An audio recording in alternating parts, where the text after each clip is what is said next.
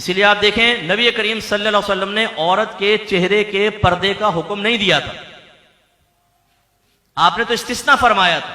आपने फरमाया औरत का तमाम बदन छुपाने की चीज है सिवाय इसके और इसके और इसके।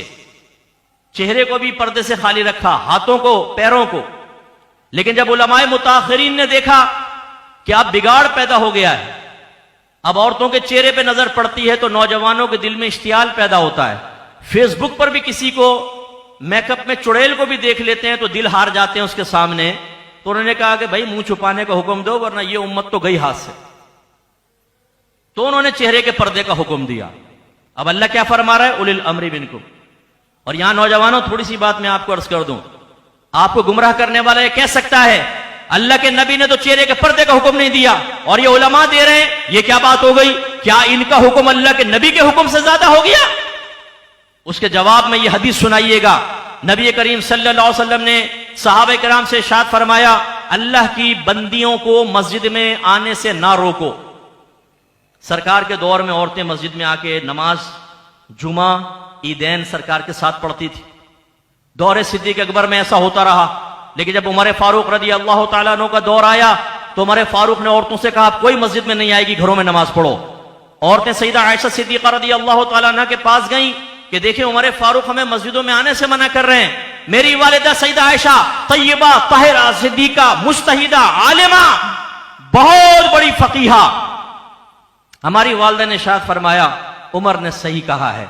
अगर मेरे सरताज आज यहां मौजूद होते और जिस तरह जीनत इख्तियार करके औरतें अपने घर से बाहर निकल रही हैं आप भी मुलाहिजा कर लेते तो मेरे सरताज भी औरतों को मस्जिद में आने से रोक देते। नौजवानों समझ में आया? बज़ाहिर अल्लाह के नबी क्या फरमा रहे हैं, औरतों को मस्जिद में आने दो।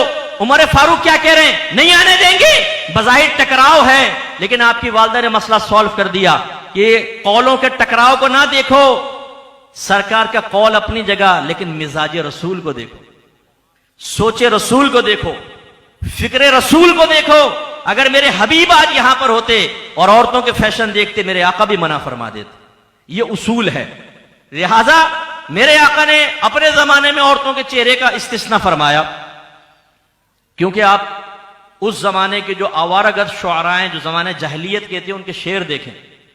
अरब लोग औरत के जिस्म को देखते थे, चेहरे को नहीं।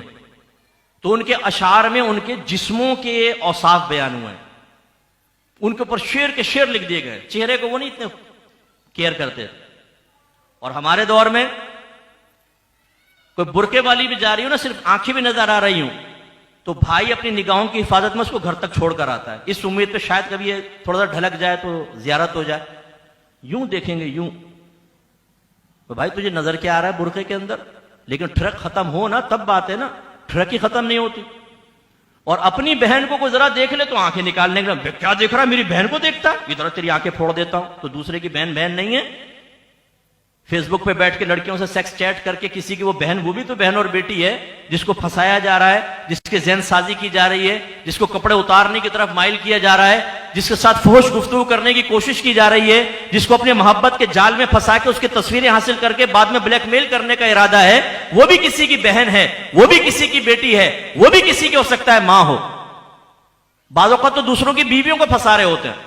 देखो तुम्हारे शौहर ने तुम्हारी कदर नहीं की। हाँ, ये है पूरे हातम ताई जमाने का। इसके पास आ जाओ, ऐसी कदर करता है, हर एक की बीवी की कदर कर लेता है, बड़ा कदरदान आदमी है ये। इसके पास आ जाओ। तो लिहाजा अब शादी तो हम कर नहीं सकते, इसलिए चलो तुम अपनी ख्वाहिशात मेरे साथ पूरी कर लो। ये शैतानियत हमारे यहां दौड़ रही है। इसमें अगर ये हुक्म दे दिया जाए कि औरतें जी चेहरा खोल कर आए, तो पहले ही हमारे ट्रक का आलम यह है कि काबू में नहीं आ रही, तो फिर इसका मतलब है उलमा ने सही फैसला किया ना। इसलिए नौजवानों, एक तो ये ज़हन में रखें, अगर जो फतवा देने के अहल हैं, मुफ्ती मुज्तहिद हैं, वो जब आपको कोई बात बताएं तो आपको कबूल करना चाहिए। उसके जवाब में अगर कोई हदीस भी दिखाए, कुरान भी दिखाए, आप फैसला नहीं करेंगे। आप उलमा के पास जाकर कहेंगे, देखें जी टकराव नजर आ रहा है, बज़ाहिर समझा दीजिए, हम समझा देंगे आपको। लेकिन अच्छी तरह याद रखें, हमारे उलमा को बेवकूफ नहीं है, ये बुद्धू नहीं है, ये कुरान और हदीस से दूर नहीं बैठे हुए। ये जब आपको कोई हुक्म बयान करते हैं तो सरे तस्लीम खम किया करें कि हमारे पास दलाइल होते हैं। अब मैंने जैसे आपको सिखा दिया, एक आदमी आपके पास आए, यार तुम औरतों को मना क्यों करते हो मस्जिद में आने से, देखो तुम्हारे नबी ने तो ये कहा है मस्जिद में आने दो, क्या कहेंगे आप जवाब में? तो वही जो सईदा आयशा ने फरमाया, भाई हमारी वालदा ने फरमाया, अब वो कहे इसका मतलब है तुम्हारी वालदा ने नबी करीम की मुखालफत की, फिर क्या समझाएंगे आप? जवाब देंगे ना, ये मुखालफत नहीं है, मिजाज रसूल की मुआफकत है। और फिर आप आखिर में जुमला कहेंगे कि बेटा ये तुम्हारे बस की बात नहीं, इल्म, जाओ गुल्ली डंडा खेलो, शावर निकलो, कंचे लो और जाके खेलो, ये तुम्हारे बस की बात नहीं है इल्मी गहराइयों में पढ़ना। उनको आराम से साइड में कर दीजिएगा। लेकिन हमारी हालत यह है कि चूंकि हमारे नौजवानों ने कुछ सीखा तो होता नहीं है, घर के अंदर नियाज हो रही है तो नियाज कर रहे हैं, जुमे की नमाज के बाद खड़े होकर सलातो सलाम पढ़ते देखा तो हाथ बांध के खड़े हो गए, 12वीं पे लाइटिंग करते हुए देखा, दलील मालूम नहीं, इसको इख्तियार कर लिया।